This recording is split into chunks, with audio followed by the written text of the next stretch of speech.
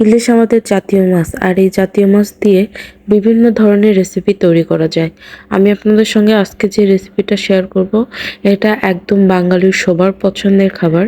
সেটা হচ্ছে কচুর শাক দিয়ে ইলিশের ঘন্ট। আজকে আমি ইলিশের লেজ দিয়ে কচুর ঘন্ট কিভাবে করে সেই জিনিসটা দেখাবো। আমরা অনেকে ইলিশের লেজের ভর্তা খাই, তবে একবার ইলিশের লেজ দিয়ে এভাবে কচু ঘন্ট করে দেখেন, খাইতে অনেক বেশি মজা হয়। আর এটা যাকেই খাওয়াবেন সে কখনোই ভুলতে পারবে না এই স্বাদটা। তবে আমি যেভাবে রান্না করব ঠিক সেইভাবেই রান্নাটা করতে হবে। আমি এখানে প্রথমে এই যে ইলিশের লেজটা পরিষ্কার করে নিছি, সব কিছু কচু টচু সব কিছু পরিষ্কার করে নিয়ে একটা পাতিল চুলায় বসায় দিয়ে বেশ খানিকটা পরিমাণ তেল দিয়ে এখানে পেঁয়াজ কুচি কাঁচামরিচ সব কিছু দিয়ে দিছি। আপনারা তো জানেন যে মাছের রান্না যেভাবে করতে হয় ঠিক সেভাবেই এখানে সব মশলা টশলা দিয়ে প্রথমে মাছটাকে একটু কষায় নিতে হবে। আমি তেলের মধ্যে আদা রসুন বাটাটাও দিয়ে দিলাম, কারণ হচ্ছে এটা তেলের সঙ্গে ভাজা ভাজা হলে সুন্দর একটা স্মেল বের হবে আদা রসুন বাটা থেকে, যেটা খুবই ভালো লাগে তরকারিতে। তারপর এখানে আমি গরম পানি দিয়ে দিছিলাম একটু, দেওয়ার পরে এখানে আমি হলুদের গুঁড়া দিয়ে দিছি।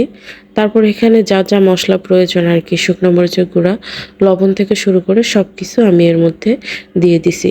তারপর এই মশলাটা একটু কষানো হয়ে গেলে আমি এর মধ্যে মাছগুলো দিয়ে আমি মাছের সঙ্গে মশলাটা কষায় নিব। মাছটা আগে ভালোভাবে কষায় নিয়ে যখন তেলগুলো উপরে উঠে আসবে, তারপরে এর মধ্যে আমি কচু দিয়ে দিব। মাছটা কষানো হয়ে গেছে, এর মধ্যে আমি যে কচুগুলো ধুয়ে রাখছিলাম সেগুলো আমি এর মধ্যে দিয়ে দিচ্ছি। তবে আপনারা চাইলে এটা কচু আলাদাভাবে ভাপ দিয়েও দিতে পারেন, তবে আমার মনে হয় যে আলাদা কচু ভাপ দেওয়ার চেয়ে এভাবে কচুটা দিলে টেস্টটা বেশি ভালো হয়। কারণ যখন ভাপ হয় এর মধ্যেই মাছের মধ্যেই যখন কচুগুলো ভাপ হয়, তখন মাছের ফ্লেভারটা কচুর মধ্যে একদম পুরোটা ছড়ায় যায়। আমি সামান্যক্ষণ এটাকে ঢেকে রেখে একটু জালটা আঁচ কম দিয়ে রাখছিলাম, যেন এটার মধ্যে যেন যদি পানি থাকে সে পানিটা বের হয়ে যায়।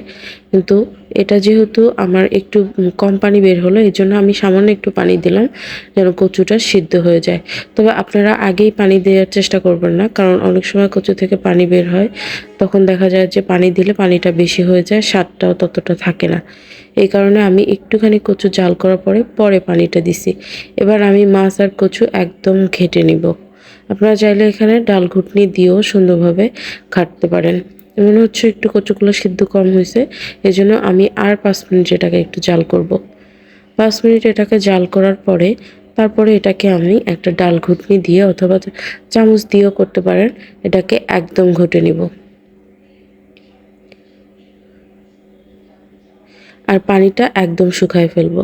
পানিটা যখন এরকম শুকায় যাবে এবং কচু মাছটা একদম ঘন্ট হয়ে যাবে, তখন এটাকে নামায় রেখে আমি এইটাকে একটু আবার তেলে দিব। এই কাজটা শেষের এই কাজটা কিন্তু অবশ্যই করবেন, এইটাতে টেস্ট কিন্তু অনেক বেশি বেড়ে যায়। আমি পাতিল থেকে নামায় পাতিলটা একটু পরিষ্কার করে নিয়ে সামান্য একটু তেল আবার দিয়ে এখানে তেমন কিছুই না, শুধুমাত্র রসুনের কুচি একটু থেঁতা করে, রসুন একটু থেঁতা করে এর মধ্যে দিয়ে দিলাম। দিয়ে এরপরে এগুলো আমি কচুর যে রান্না করা কচুটা আমি এর মধ্যে দিয়ে দেবো। রসুনটা সামান্য একটু ভাজা হওয়ার পরে এর মধ্যে দিয়ে দিব। শুধুমাত্র এই লাস্টের এই জিনিসটা যদি আপনারা করেন, তাহলে টেস্টটা বেড়ে দ্বিগুণ হয়ে যায়। একবার আপনারা একটাবার হলেও আমার এই রেসিপিটা ফলো করবেন, তাহলে বুঝতে পারবেন যে এটা কতটা স্বাদ। এবং বারবার এই রেসিপিটা ফলো করেই আপনারা রান্না করবেন আমি আশা করি। আর যারা আমার রেসিপিটা ফলো করে রান্না করবেন, তারা অবশ্যই আমাকে একটু কাইন্ডলি কমেন্টে জানায় দিবেন। তেল উপরে উঠে আসছে, আমি এবার এটা নামায় নিছি। হয়ে গেল ঝটপট কচুর ঘন্ট।